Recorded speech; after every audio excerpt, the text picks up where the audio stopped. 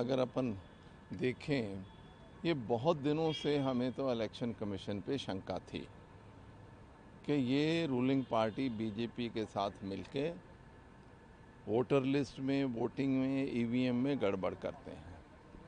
Eight this stage Rahul Gandhi ji ने जैसे 3-4 दिन पहले एक प्रेजेंटेशन किया कर्नाटका की एक लोकसभा के एक असेंबली में। उन्होंने जो वोटर लिस्ट है वो इलेक्शन कमीशन से ली और 7 फुट ऊंचा वो पेपर था और उससे निकाल के दिया कि 1 लाख से ज़्यादा वोट नकली है, जहाँ डबल है, जहाँ फेक एड्रेस है, ज़ीरो एड्रेस लिखा है, जहाँ एक घर में 80, 68 पता नहीं कितने लोग हैं। और अभी बिहार में तो पता लग रहा है कि एक घर में 246 लोग हैं, 265 लोग हैं। तो कहने का मतलब, और इलेक्शन कमीशन बजाय इसके कि उनकी लिस्टों को एनालिसिस करके दिया, उस एनालिसिस को वेरीफाई करें कि भाई जो राहुल गांधी जी बात कह रहे हैं वो एनालिसिस करके उन्होंने प्रेजेंटेशन करी, हम भी वो लिस्टें देख लें कि उसमें क्या है।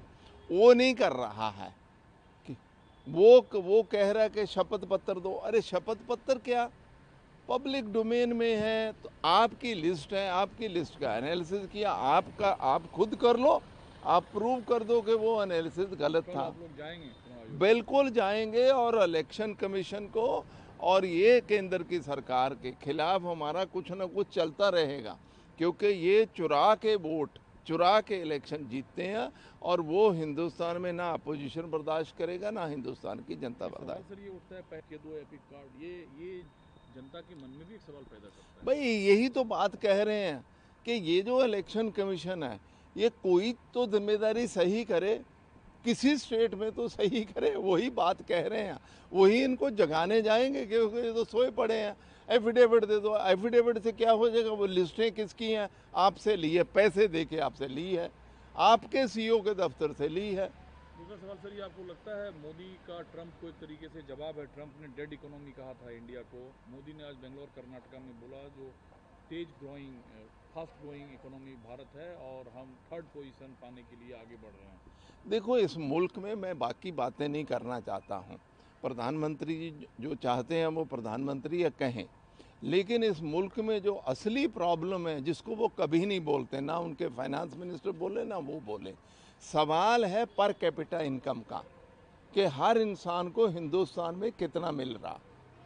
1% हिंदुस्तान के अमीर लोग आज 40-50% हिंदुस्तान की इकोनॉमी में कब्जा है। जो 50% नीचे वाले हैं उनका 10% भी कब्जा नहीं है। और जो विकसित की बात करते हैं, फलानी बातें करते हैं, ये करते रहें, वो फर्स्ट इकोनॉमी अपनी हो जाए, मुल्क को अच्छा लगेगा, लेकिन उसके साथ साथ जो दूसरा काम करना चाहिए, पर कैपिटा इनकम बढ़ानी चाहिए।